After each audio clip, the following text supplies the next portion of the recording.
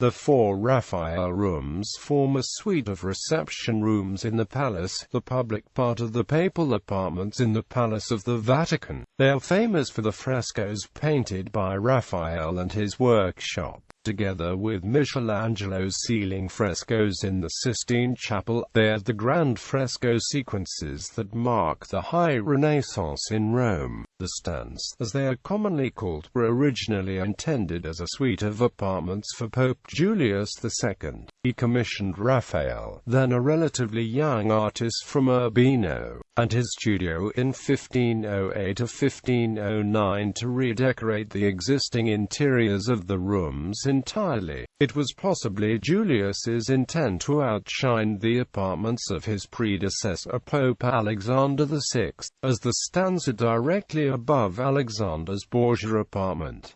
They are on the third floor, overlooking the south side of the Belvedere courtyard, running from east to west, as a visitor would have entered the apartment but not following the sequence in which the stands were frescoed. The rooms of the Sala di Costantino, the Stanza De La Adoro, the Stanza della Segnatura and the Stanza dell'Incendio del Borgo, after the death of Julius in 1513, with 2 rooms frescoed. Pope Leo X continued the program. Following Raphael's death in 1520, his assistants Gianfrancesco Penni, Giulio Romano and Raffaellino del Colle finished the project with the frescoes in the Sala di Costantino. The scheme of the works is as follows. Sala di Costantino. The largest of the 12 rooms is the Sala di Costantino. Its paintings were not begun until Pope Julius, and indeed, Raphael himself had died. The room is dedicated to the victory of Christianity over paganism. Its frescoes represent this struggle from the life of the Roman Emperor Constantine, and of the work of Giulio Romano, Gianfrancesco Penni and Raffaellino del Colle. Because they are not by the master himself, the frescoes are less famous than works in the neighboring rooms. Continuing a long tradition of flattery, Raphael's assistants gave the features of the current pontiff, Clement VII, to Pope Sylvester in the paintings. The Vision of the Cross. The fresco of the Vision of the Cross depicts the legendary story of a great cross appearing to Constantine as he marched to confront his rival Maxentius. The vision in the sky is painted with the words in Greek Epsilon Nu Tau Omicron Upsilon Tau Omega Nu Iota Kappa Alpha written next to it. The Battle of Milvian Bridge. The Battle of Milvian Bridge shows the battle that took place on October 28, 312, following Constantine's vision. The Baptism of Constantine. The third painting in the sequence, the Baptism of Constantine, was most likely painted by Gianfrancesco Penni, and shows the emperor being baptized by Pope Sylvester I in the Lateran baptistry at Rome. Following the account of Constantine's baptism given in the Acts of Sylvester and the Liber Pontificalis, the Donation of Constantine. The final painting in the sequence, the Donation of Constantine, records an event that supposedly took place shortly after Constantine's baptism, and was inspired by the famous forged documents, incorporated into Gratian's Decretum, granting the papacy sovereignty over Rome's territorial dominions. Stanza De La Adoro. The next room, going from east to west, is the Stanza De La Adoro. Painted between 1511 and 1514, it takes its name from one of the paintings. The theme of this private chamber, probably an audience room, was the heavenly protection granted by Christ to the Church. The 4 paintings are: the expulsion of Hylia Doris from the temple, the Mass at Bolsena, the meeting of Pope Leo I and Attila, and the deliverance of St. Peter from prison. In the first 2 of these frescoes, Raphael flatteringly includes his patron, Pope Julius II, as participant or observer. The third, painted after Julius's death, includes a portrait of his successor, Leo X. Raphael's style changed here from the Stanza della Segnatura. Instead of the static images of the Pope's library, he had dramatic narratives to portray, and his approach was to maximize the fresco's expressive effects. He represented fewer, larger figures so that their actions and emotions have more direct impact on the viewers, and he used theatrical lighting effects to spotlight certain figures and heighten tension. The expulsion of Doris from the temple. In the expulsion of Doris from the temple, Raphael illustrated the biblical episode from 2 Maccabees about Doris, who was sent to seize the treasure preserved in the temple in Jerusalem, but was stopped when the prayer of the priest of the temple was answered by angels who flogged the intruder and an angelic rider who chased him. For the temple, the composition is considerably more dramatic than Raphael's earlier frescoes in the Stanza della Segnatura. Although the focal point is the still figure of the priest at prayer,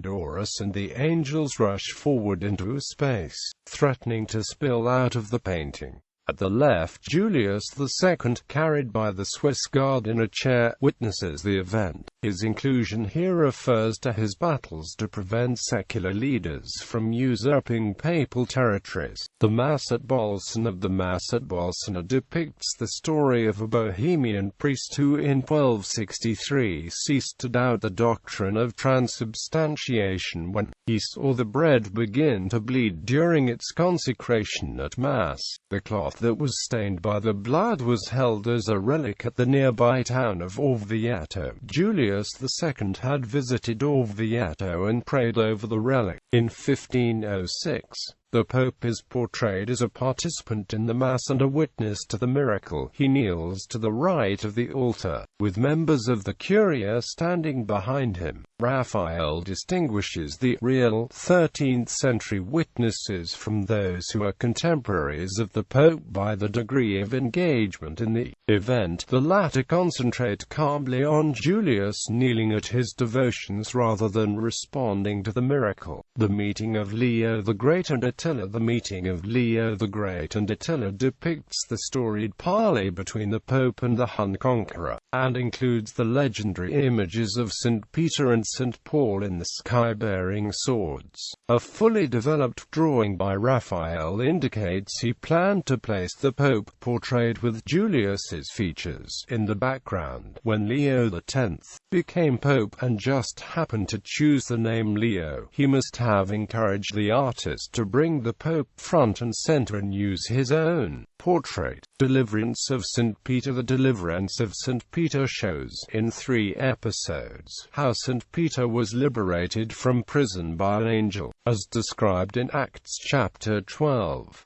It symbolizes the power of the Vicar of Christ to escape human restraints. Julius II's titular church as cardinal, before he was elevated to the papacy, had been S. Pietro in Vincoli, so the painting is at once a general reference to the papacy and a specific reference to Julius. The fresco is a study in light, natural moonlight, man-made torchlight, and God-provided angel light. It is the latter, of course, that outshines the others.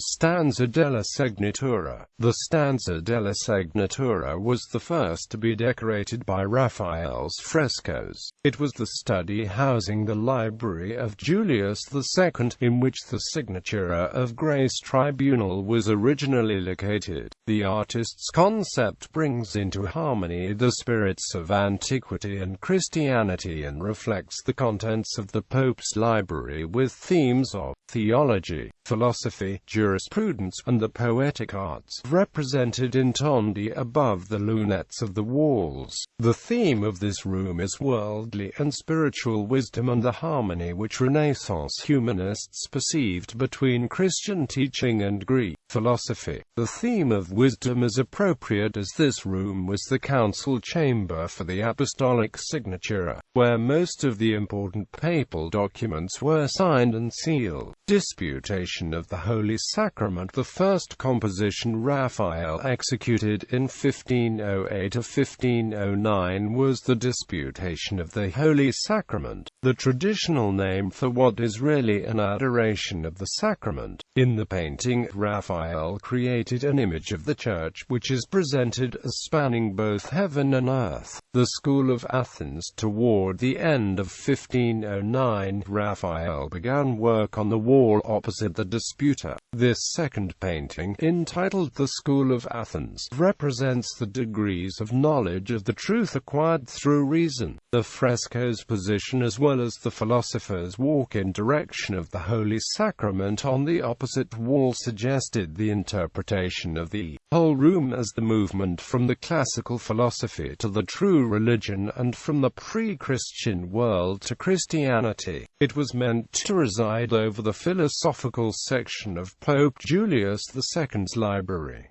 It is perhaps Raphael's most famous fresco. The Parnassus. Raphael began the third composition at the end of 1509 of the beginning of 1510. It represents the Parnassus, the dwelling place of the god Apollo and the Muses and the home of poetry, according to classical myth. In the fresco, Apollo and the Muses are surrounded by poets from antiquity and Raphael's own time. The Cardinal Virtues. The two scenes on the fourth wall, executed by the workshop, and a lunette above it, containing the Cardinal Virtues, were painted in 1511. The Cardinal Virtues allegorically presents the virtues of fortitude, prudence and temperance. Stanza dell'Incendio del Borgo. The Stanza dell'Incendio del Borgo was named for the fire in the Borgo fresco which depicts Pope Leo IV making the sign of the cross to extinguish a raging fire in the Borgo district of Rome near the Vatican. This room was prepared as a music room for Julius's successor, Leo X. The frescoes depict events from the lives of Popes Leo III and Leo IV. The other paintings in the room are the Oath of Leo III, the Coronation of Charlemagne by Leo III, and a Battle of Ostia. Though the fire in the Borgo was based on Raphael's mature designs, it was executed by his assistants, who painted the other three paintings without his guidance. The Oath of Leo III. On December 23, 800 AD, Pope Leo III took an oath of purgation concerning charges brought against him by the nephews of his predecessor Pope Hadrian I.